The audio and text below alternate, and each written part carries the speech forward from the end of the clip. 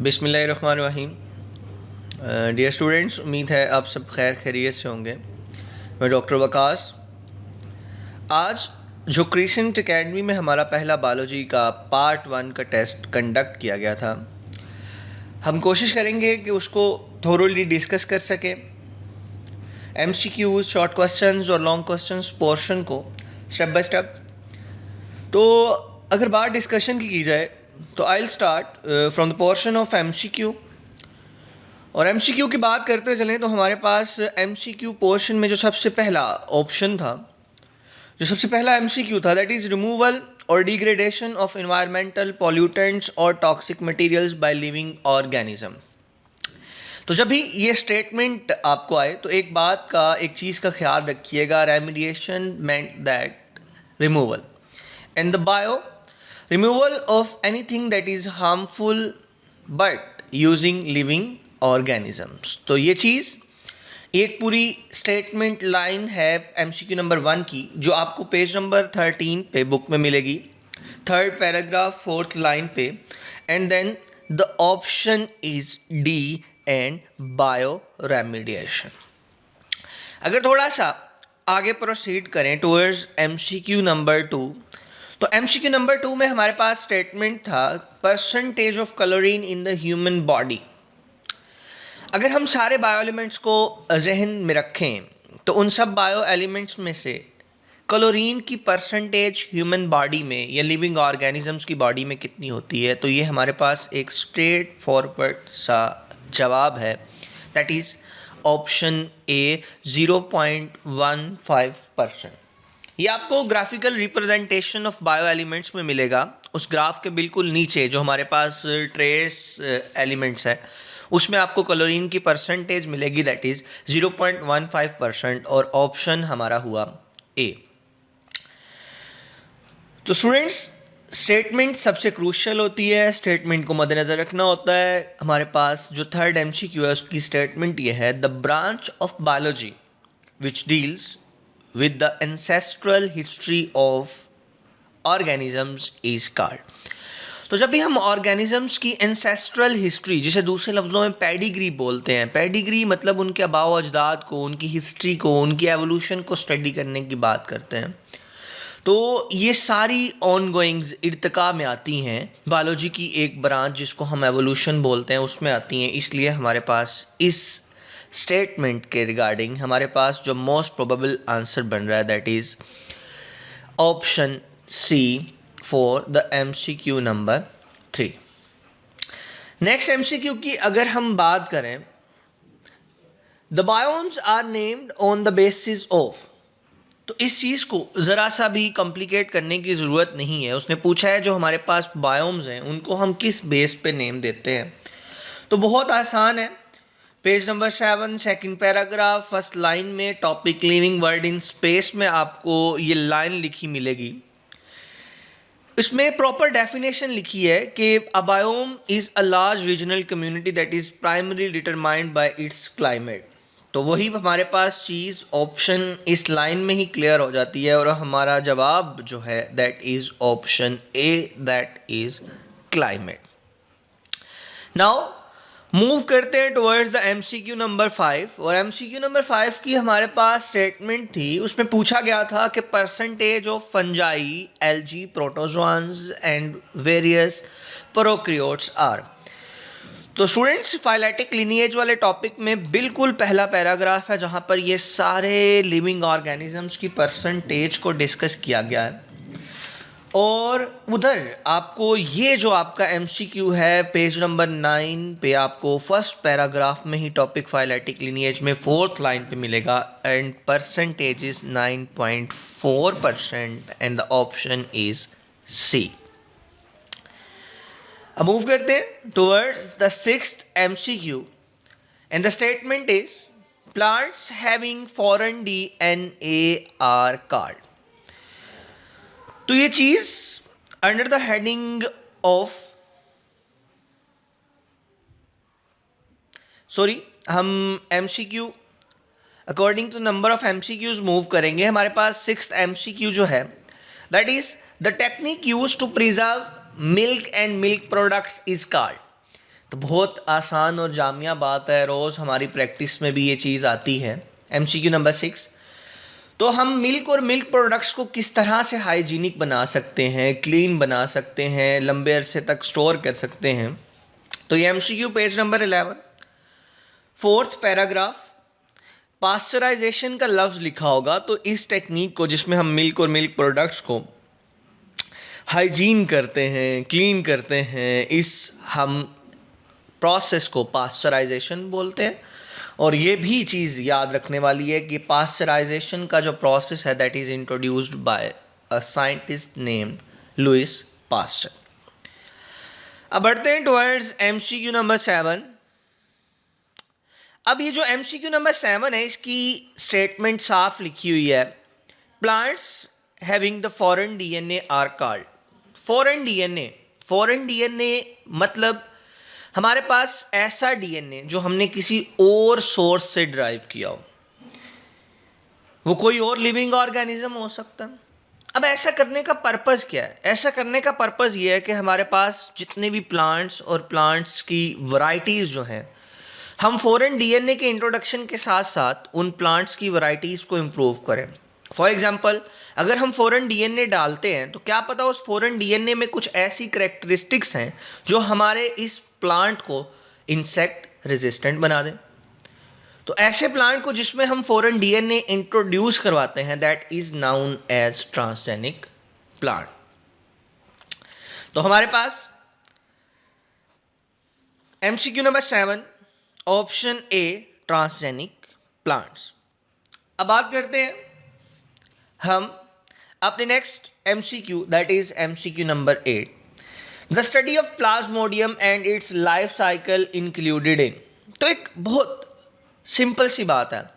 सबसे पहले प्लाज्मोडियम की बात करें, प्लाज्मोडियम है क्या? ये हमारे पास एपिकम्प्लेक्शंस में आता है। एपिकम्प्लेक्शंस क्या हैं? They are the kind of parasites. Parasites क्या है?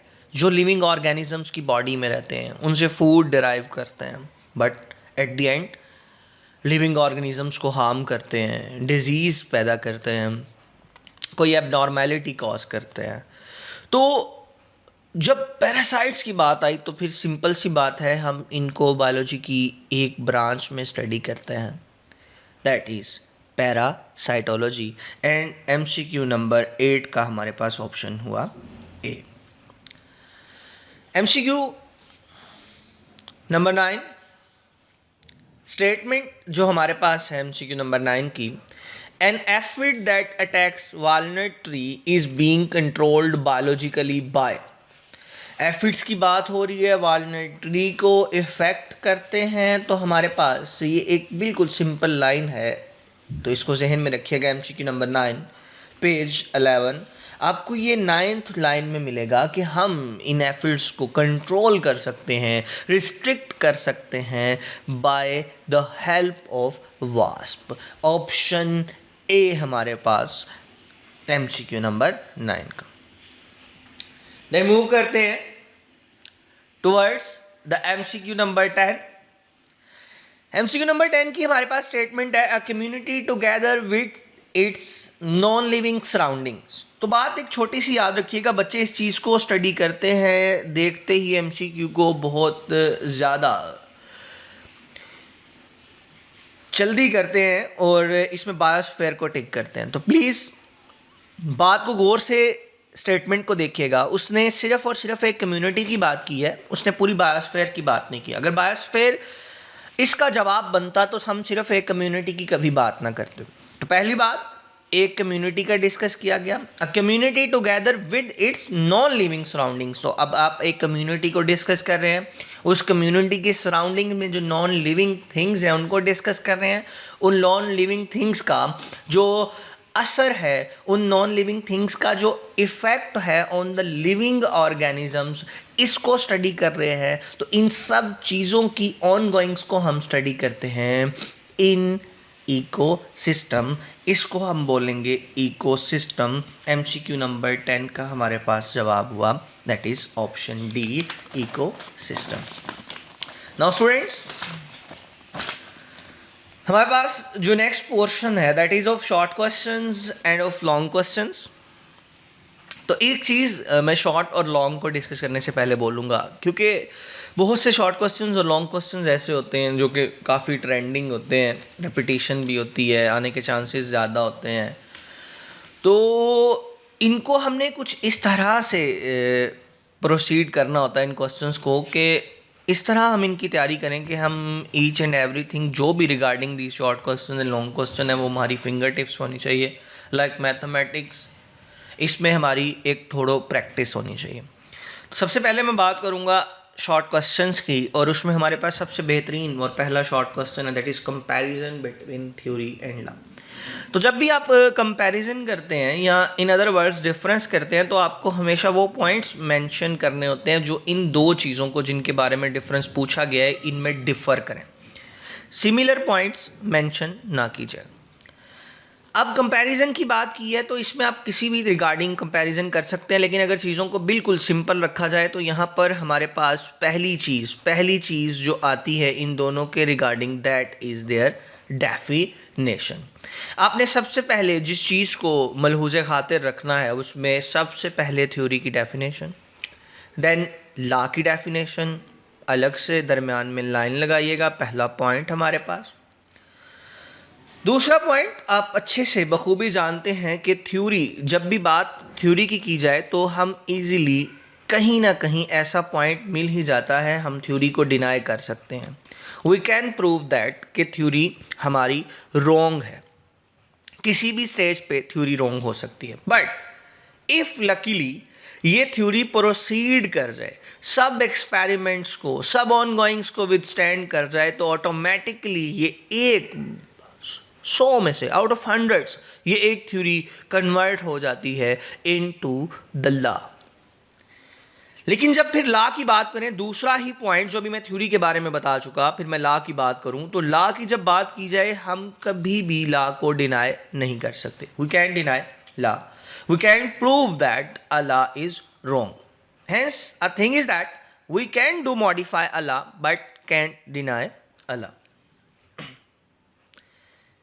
And the third point regarding short question is their examples. तो बच्चे सिंपल चीज़ों को जहन में नहीं रखते।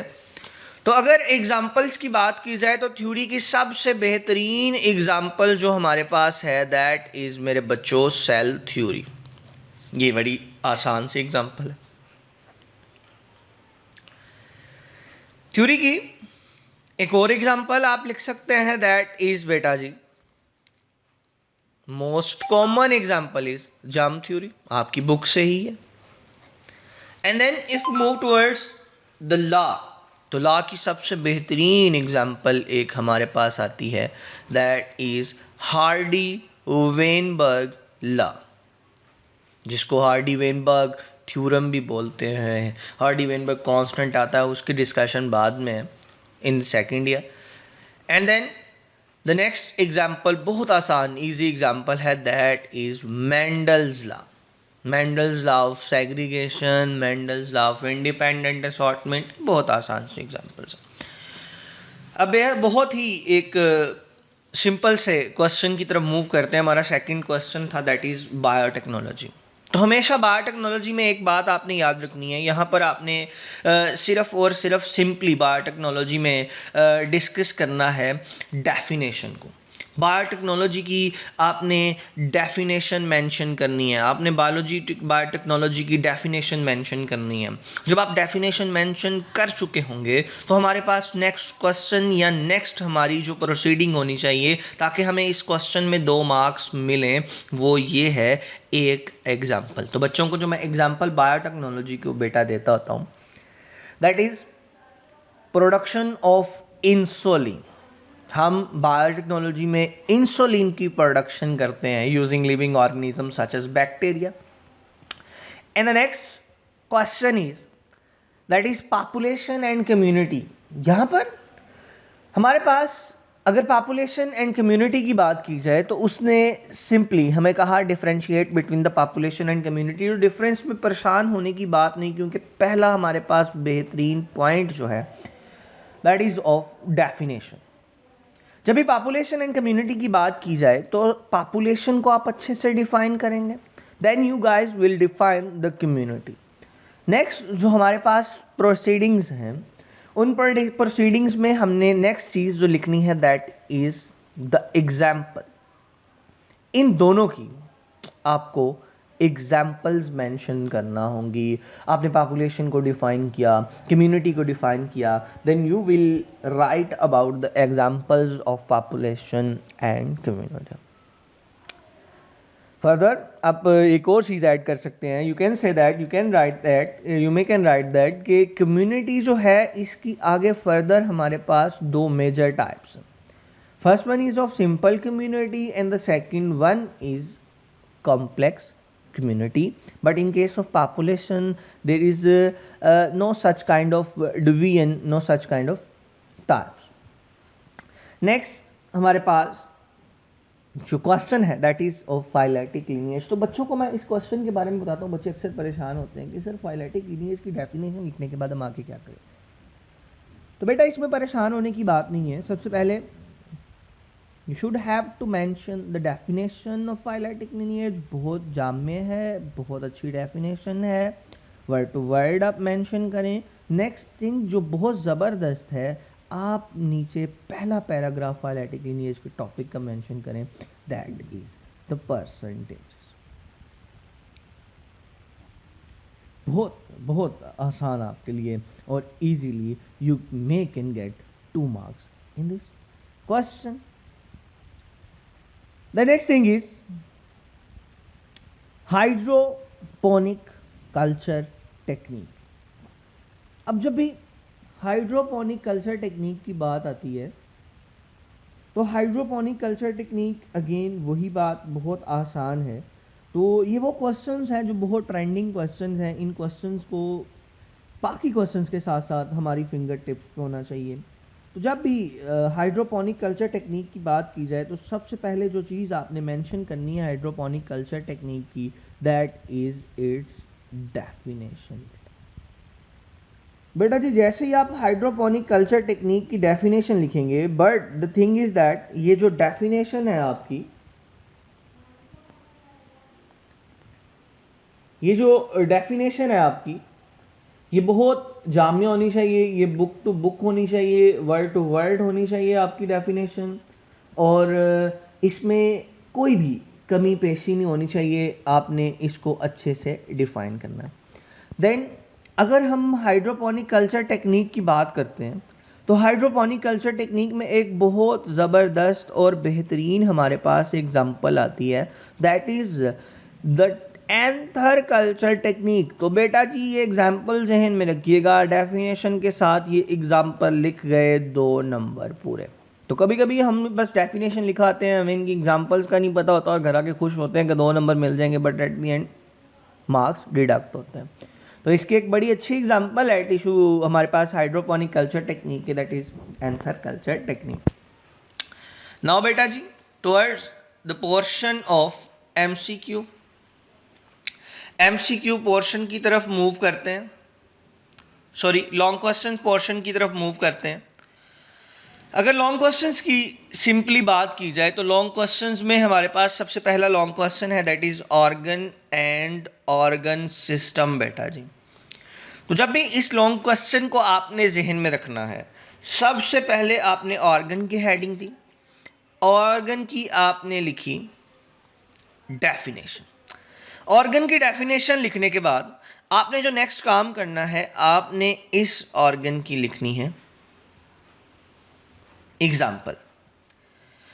अब फिर नेक्स्ट पॉइंट जो आपने लिखना है, आपने ऑर्गन्स की ऑर्गेनाइजेशन के बारे में लिखना है, ऑर्गन्स की फॉर्मेशन के बारे में लिखना है। तो उसमें आपने ये मेंशन करना है, सिंपल सी बात जो कि डेफिनेशन से ही आप एक्सट्रैक्ट करेंगे। आप किसी एक ऑर्गन की एग्जांपल देके, फॉर एग्जांपल जैसे स्टोमक की, आप फिर उसके बारे में लिखेंगे कि जिन टिश्यूज से ये बना हुआ है। फॉर एग्जांपल हमारे पास एपिथेलियल टिश्यूज आते हैं, हमारे पास मसल्स आते हैं, काइंड ऑफ स्मूथ मसल्स मौजूद होते हैं स्टमक में, स्मूथ मसल्स टिश्यू मौजूद होते हैं। तो आप इन अलग अलग टिश्यूज़ के बारे में लिखेंगे, ये अलग अलग टिश्यूज़ हैं, इन अलग टिश्यूज़ ने ऑर्गेनाइज होकर हमारे पास ऑर्गन्स बनाए, एंड देन इन टिश्यूज़ के अलग अलग काम करने की वजह से अल्टीमेटली इनका वर्क जो है वो सम अप होता है और देन ऑर्गन का वर्क बनता है। ये आप चीज़ एक्सप्लेन की। देन आप मूव करेंगे towards organ system and then again you will write the definition of organ system. Definition लिखेंगे। डेफिनेशन ऑर्गन सिस्टम की बेटा जी लिखने के बाद अगेन आपने इसकी क्या लिखनी है, दैट इज एग्जाम्पल। तो एग्जाम्पल बेटा जी हमेशा याद रखिएगा जब आप ऑर्गन सिस्टम की लिख रहे हैं तो आप इसमें एक ऑर्गन को डिस्कस नहीं करेंगे, आप मोर देन वन ऑर्गन्स को। लेकिन यहाँ पर अगर आप ऑर्गन सिस्टम की डेफिनेशन लिख रहे हैं तो सिंपली आप ऑर्गन सिस्टम की डेफिनेशन में लिख सकते हैं that is respiratory system, that is digestive system and then urinary system, reproductive system, ये सारे सिस्टम्स की आप बात कर सकते हैं। अब आपने इनकी ये एग्जांपल दे दी, सिर्फ इन सिस्टम्स के नाम लिख दिए, फिर अगेन मैं आपको ऑर्गेनाइजेशन की बात करूंगा, एक्सप्लेनेशन की बात करूंगा, तो उसमें आपने सिंपली ये एक्सप्लेन करना है। किसी एक ऑर्गन सिस्टम को पिक कर लीजिएगा जो आपको इजी लगता है, जिसके ऑर्गन्स के नाम आपको आते हैं, आप उसको पिक करें, उस ऑर्गन सिस्टम का नाम लिखें और कहें कि इस ऑर्गन सिस्टम की ऑर्गेनाइजेशन जो है, इस ऑर्गन सिस्टम की जो फॉर्मेशन है, in different more than 2, more than 3, 4, 5 organs के असेंबल होने से ये ऑर्गन सिस्टम बन रहा है। फॉर एग्जांपल जैसे मैं डाइजेस्टिव सिस्टम को पिक करता हूँ तो इसमें डिफरेंट ऑर्गन्स आते हैं। इसमें हमारे पास स्टमक आता है, जो मेन ऑर्गन्स की मैं बात कर रहा हूँ, स्टमक आता है। इसमें हमारे पास स्मॉल इंटेस्टाइन आता है, इसमें हमारे पास लार्ज इंटेस्टाइन आता है। ये सब चीज़ें इसमें आती हैं। तो आपने इन सारे ऑर्गन्स को लिख के देन इन ऑर्गन्स की असेंबली को नाम देना है, दैट इज डाइजेस्टिव सिस्टम मेरा बेटा। Next thing is cloning. बहुत आसान, क्लोनिंग की सिंपल आपने क्लोनिंग की लिखनी है मेरे बच्चों। डेफिनेशन, क्लोनिंग की डेफिनेशन मेंशन कर दी। उसके बाद आपने क्लोनिंग की डेफिनेशन के बाद आपने क्लोनिंग की करनी है मेरा पुत्र एक्सप्लेनेशन। एक्सप्लेनेशन भी कर सकते हैं या आप डायरेक्ट हेडिंग दे सकते हैं मेरे बच्चों प्रोसीजर की, कि हमारे पास क्लोनिंग का प्रोसीजर क्या होता है। आपने इसमें जो हमारे पास 2 पॉसिबल वेज दिए गए हैं हमारी बुक में, जो 2 तरीके प्रोसीजर्स बताए गए हैं क्लोनिंग के, आपने उन तरीकों को डिस्कस करना है। और अक्सर बच्चों को मैं डायग्राम इसकी बना के देता हूँ क्लोनिंग की, जो आपको बहुत हेल्पफुल होती है मार्क्स गेन करने में। इंशाल्लाह वो डायग्राम भी आपसे शेयर कर दी जाएगी, तो कोशिश करें। डेफिनेशन क्लोनिंग की, क्लोनिंग का प्रोसीजर, 2 प्रोसीजर हैं, उनको अलग अलग under the different headings discuss करें। देन एक डायग्राम आपसे इंशाल्लाह, hope so I will share the diagram with you guys, तो डायग्राम भी शेयर की जाएगी, उस डायग्राम को लिखें and then at the end आप पर्पस लिख सकते हैं क्लोनिंग का, हर्डल्स लिख सकते हैं क्लोनिंग में कि ह्यूमन लेवल पे, इन केस ऑफ ह्यूमंस अब तक हम क्लोनिंग में कामयाब क्यों नहीं हुए।